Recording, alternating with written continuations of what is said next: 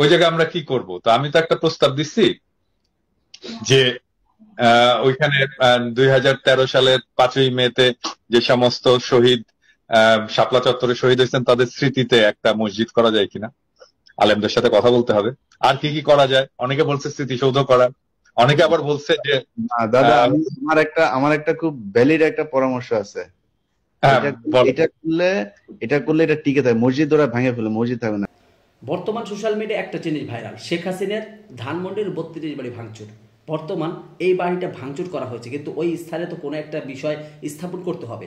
যে বিষয়টা মন্তব্য করলেন ইলিয়াস এবং পিনাকি ভট্টাচার্য, তাদের মুখ থেকে শুনবো তারা কি পরিকল্পনা করেছে, তারা কি প্রস্তাব রেখেছে ধানমন্ডির 32 বাড়ি যে ভাঙচুর করে এই ফাঁকা জায়গাটা কি করা উচিত।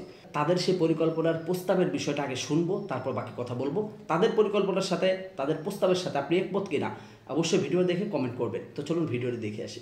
ওই জায়গায় আমরা কি করব? তো আমি তো একটা প্রস্তাব দিচ্ছি যে ওইখানে 2013 সালের 5ই মেতে যে সমস্ত শহীদ শাপলা চত্বরে শহীদ হয়েছেন তাদের স্মৃতিতে একটা মসজিদ করা যায় কিনা, আলেমদের সাথে কথা বলতে হবে।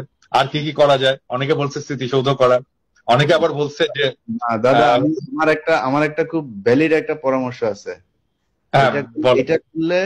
এটা করলে এটা টিকে থাকে। মসজিদ ওরা ভেঙে ফেলে, মসজিদ থাকবে না। আমি চাই একটা মন্দির হোক ওই জায়গায়। তাহলে হ্যাঁ, তাহলে যে এক একটা কাজ করো, মন্দির হোক। তাহলে এক হাসিনা কাজ যখন করো, আসবে তখন মন্দির ভাঙলে তখন আমরা বলবো যে এই যে মন্দির ভাঙতেছে। আচ্ছা তাহলে এক কাজ করা যায়, একটা শিব মন্দির করা যায়। হ্যাঁ, শিব শিব মন্দির। পিনাকি মানে তো শিব, জানো তো? হ্যাঁ, এটা শিব মন্দির করা যায়। হ্যাঁ, করা যায়। প্রস্তাব দিয়ে দাও, প্রস্তাব দিয়ে দাও, আর ইলিয়াস মন্দির প্রস্তাব দিলে হয়ে যাবে। হ্যাঁ, পিনাকি মন্দির। হ্যাঁ, কেমন হয়? ভালো না? মানে ওই হাসিনা যেভাবে চিন্তা করে আসলে এইভাবে চিন্তা করতে হবে। ওই যে দেখলেন না যে ট্রাম্পের ছবি নিয়ে মিছিল করতে হবে, এটা আবার ছবি তুলতে হবে যেন বলা হ্যাঁ, যায় ট্রাম্পের ছবির উপরে হামলা করছে। এই জন্য মন্দির হইলে বলতে হবে যে এই দেখো, ইন্ডিয়াতে বলতে হবে দেখো হাসিনা এখন মন্দির সে মন্দির ভাঙা শুরু করছে। তাহলে কি পিনাকি মন্দির হবে? নাকি মন্দির না, মানে পিনাকি ভট্টাচার্য না, পিনাকি মানে তো শিব। শিব মন্দির একটা করা যেতে পারে। শিব আচ্ছা দাদা, মন্দির। পিনাকি ভট্টাচার্য এবং ইলিয়াসুর রহমানের কথাগুলো আপনারা শুনতে পারলেন। দর্শক, তাদের কথার সাথে আপনি একমত কিনা? স্বৈরাচারের পতন হয়েছে, তার বাড়িও ভাঙচুর করা হয়েছে, সেখানে কোনো কিছু স্থাপন করা দরকার। অর্থাৎ জনগণের টাকা দিয়ে এই বাড়ি করা হয়েছে, আবার জনগণই সেটা ভেঙে ফেলেছে, আবার জনগণের টাকায় এখানে কিছু স্থাপন হবে।